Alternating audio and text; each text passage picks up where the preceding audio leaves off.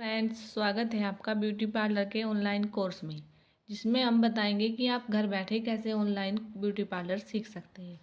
तो दोस्तों, हम सबसे पहले आपको बताना चाहेंगे कि महिलाओं के लिए सुंदरता सबसे अधिक महत्वपूर्ण है। इसलिए वर्तमान में सभी लड़कियां एवं महिलाएं अपने सुंदरता के प्रति ज़्यादा जागरूक है और वे चाहती है कि वे अधिक से अधिक सुंदर लगे। इसके लिए महिलाएं व लड़कियां ब्यूटी पार्लर में जाकर अपनी सुंदरता निखारती है। तो आज हम ब्यूटी पार्लर से संबंधित सूचना प्रदान करेंगे, जिसके माध्यम से आप ब्यूटी पार्लर कोर्स एवं ब्यूटिशियन कोर्स के बारे में जानकारी प्राप्त करेंगे, जिससे आप सीखकर ब्यूटी पार्लर खोल भी सकते हैं और अपना अनुभव भी बढ़ा सकते हैं। तो दोस्तों, हमें सबसे पहले ब्यूटी पार्लर सीखने के लिए क्या करना पड़ता है? थ्रेडिंग, जो कि बहुत ही खास होती है। तो दोस्तों, हम बताएंगे कि थ्रेडिंग क्या है और इसे कैसे करते हैं। आईब्रो थ्रेडिंग वह है जिसके माध्यम से आईब्रो को आकार दिया जाता है। थ्रेड की सहायता से अनचाहे बाल को निकालकर आईब्रो को सुंदर बनाते हैं और एक नया लुक दिया जाता है, जिससे अनचाहे बालों को हटाते हैं। तो दोस्तों, उसे हम क्या कहते हैं? आईब्रो यानी कि थ्रेडिंग कहते हैं। अब हमें देखनी है कि थ्रेडिंग में हमें क्या क्या आवश्यक सामग्री चाहिए। तो दोस्तों, उसके लिए सबसे पहले चाहिए हमें एक थ्रेड यानी कि धागा, जो कि 40 नंबर का होता है और बाज़ार में आसानी से मिल सकता है। उसके साथ चाहिए हमें एक कंघी। उसके बाद चाहिए हमें एक छोटा कैंची। फिर चाहिए हमें टैल्कम पाउडर। साथ ही साथ चाहिए हमें टोनर। उसके बाद चाहिए दोस्तों हमें एलोवेरा जेल, जो कि थ्रेडिंग करने के बाद थ्रेडिंग की मसाज करने के काम आता है। उसके बाद चाहिए हमें शीशा। फिर चाहिए दोस्तों हमें एप्रन, यानी कि थ्रेडिंग करवाते समय जो हम अपने शरीर को बचा सकें। फिर चाहिए हमें एक एस्ट्रीजेंट लोशन, जो कि थ्रेडिंग करने से पहले हम अपने हाथों पर लगाकर अपने हाथों से बैक्टीरिया को दूर करते हो। और एक चाहिए हमें कॉटन, यानी कि जिसकी सहायता से हम टैल्कम पाउडर को लगा सकें। तो दोस्तों, अब हम बताएंगे कि हमारी थ्रेडिंग के कितने प्रकार होते हैं और उनकी कौन कौन सी शेप होती है। तो सबसे पहले होती है इसमें हमारी एस आकार शेप। उसके बाद दोस्तों हमारी होती है हाई आर्क शेप। फिर दोस्तों हमारी होती है सैड आर्क शेप। साथ ही साथ होती है हमारी सीधा आकार शेप और एक होती है हमारी कर्व आकार शेप। तो दोस्तों देखिए, हमने आपको समझाने के लिए यहाँ थोड़ी सी पिक्चर्स भी बनाई है। उससे आप समझ सकते हैं कि हमारी थ्रेडिंग की कौन कौन सी शेप होती है और जिसकी सहायता से हम थ्रेडिंग को अच्छा आकार दे सकते हैं। उसके बाद दोस्तों हमें पता करना है कि थ्रेडिंग करने की कौन कौन सी विधि होती है, जिसके बारे में हमें पता होना बहुत ज़रूरी है।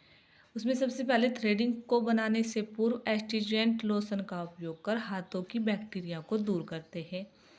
उसके बाद आईब्रो में कॉटन की सहायता से हम टैल्कम पाउडर को लगाते हैं। फिर थ्रेड से थ्रेडिंग को आकार देते हैं।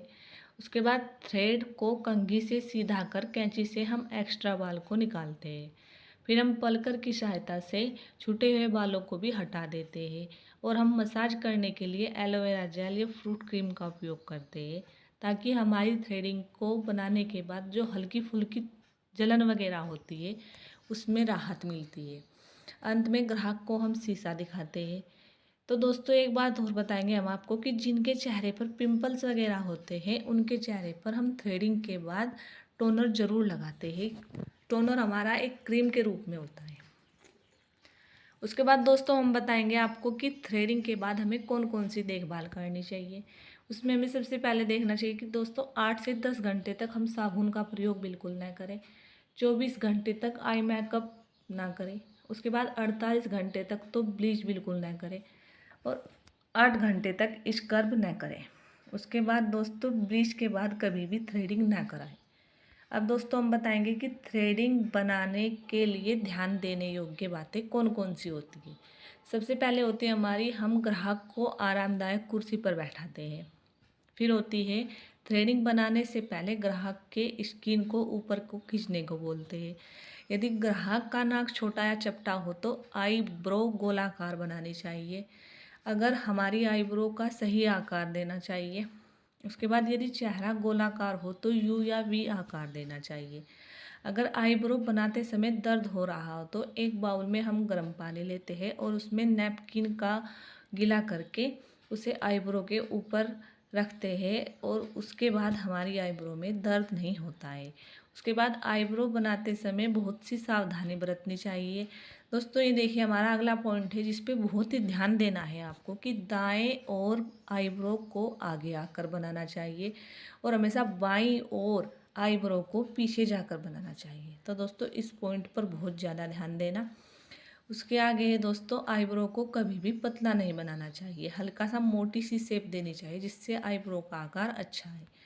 उसके बाद यदि आईब्रो को बनाने के बाद सूजन दिखाई दे रही हो तो 1 गिलास ठंडे पानी में नींबू निचोड़कर सुबह उठकर पी लेना चाहिए, तो हमारी सूजन कम हो जाती है। अब दोस्तों हम आपको और बताएंगे कि हमारी कुछ महत्वपूर्ण बातें भी है इसमें जो हम आपको बताने जा रहे हैं। उसमें है हमारी चेहरा हमारा राउंड वाला हो तो हल्का आर्क करना है जिससे हमारा चेहरा भरा दिखे। उसके बाद फेस हमारा चौकोर वाला हो तो आर्क आकार देंगे और आईब्रो को मोटा बनाएंगे। फिर चेहरा हमारा अंडाकार है तो हम कोई भी आकार दे सकते हैं, अगर आर्क आकार देंगे तो नुकीला आकार देंगे। उसके बाद दोस्तों यदि चेहरा हमारा लंबा है तो सीधा आकार देंगे। उसके बाद चेहरा हमारा हेट आकार का हो तो हम गोलाकार शेप बनाएंगे। तो दोस्तों हमने आज आपको बताया है कि आप घर बैठे कैसे ब्यूटी पार्लर सीख सकते हैं और आप कैसे थ्रेडिंग कर सकते हैं। यदि दोस्तों आपको हमारी वीडियो पसंद आई हो तो हमारे चैनल को सब्सक्राइब कर देना और बेल आइकन के बटन को दबा देना। थैंक यू दोस्तों।